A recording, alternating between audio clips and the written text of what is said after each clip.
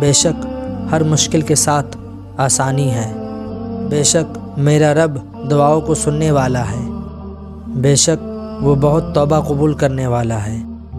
بے شک اللہ کو تمہارا مانگنا اور صبر کرنا اتنا پسند ہے کہ وہ مناسب وقت پر تمہاری ہر دعا پر کن کہہ دے گا، اور مجھے اس کی کن کی امید تھکنے نہیں دیتی۔ اللہ کسی شخص کو اس کی طاقت سے زیادہ تکلیف نہیں دیتا۔ تجھ پر اندھا یقین ہے یا رب، اس لیے تو خوشگمان رہتا ہوں۔ ایمان یہی ہے، صبر کر دینا اور معاف کر دینا، اور یہ دنیا کی زندگی دھوکے کے سامان ہے، اس کے سوا کچھ نہیں۔ جب یقین کی ڈور اللہ پر چھوڑ دی جاتی ہے تو پھر اللہ اپنے بندوں کو رسوا نہیں کرتا۔ وہ آزماتا بھی ہے اور نوازتا بھی ہے۔ اس کا ہر انداز خوبصورت ہے، کیونکہ وہ رحمان ہے، رحیم ہے۔ جب تم رب کی چاہت میں سر جھکا دو گے، پھر وہ بھی تمہاری چاہت کے لیے کن کہہ دے گا۔ اے ایمان والو، جب کوئی مشکل درپیش ہو تو صبر اور نماز سے مدد لو۔ یقیناً اللہ صبر کرنے والوں کے ساتھ ہے۔ اللہ سے دعا کرو کہ وہ ہمارے دل کو اپنے قریب لائے اور اسے خوبصورت بنائے۔ دکھ میں کبھی پچھتاوے کے آنسو نہ بہاؤ، کیونکہ تم وہ خوش نصیب ہو جسے اللہ نے آزمائش کے قابل سمجھا۔ اور سکون پتہ ہے کیا ہے؟ اکیلے بیٹھ کر رب سے گفتگو کرنا۔ اے ہمارے رب، ہمارے گناہ بخش دے۔ اللہ تعالیٰ گناہ کو گناہ سے نہیں مٹاتا، بلکہ وہ گناہ کو اچھائی اور نیکی سے مٹاتا ہے۔ آلودگی سے کبھی آلودگی دور نہیں ہوتی۔ جو دل دوسروں کی تکلیف پر بے چین ہو جائے، اس دل میں اللہ رہتا ہے۔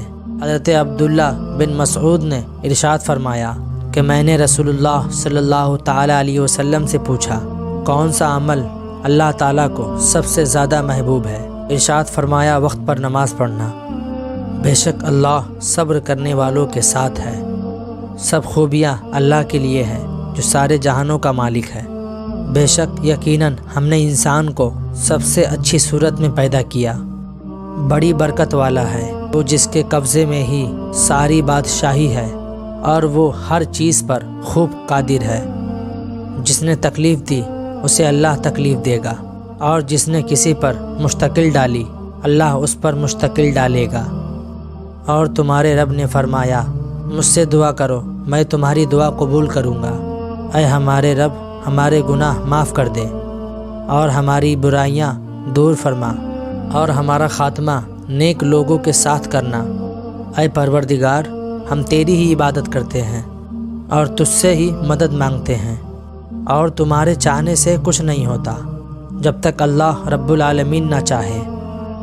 بے شک اللہ توبہ کرنے والوں اور پاک صاف رہنے والوں کو پسند کرتا ہے۔ میرے لیے اللہ ہی کافی ہے، اور لوگوں سے منہ پھیر کر بات نہ کر، نہ زمین میں اکڑ کر چل۔ اللہ کسی خود پسند اور فخر جتانے والے شخص کو پسند نہیں کرتا۔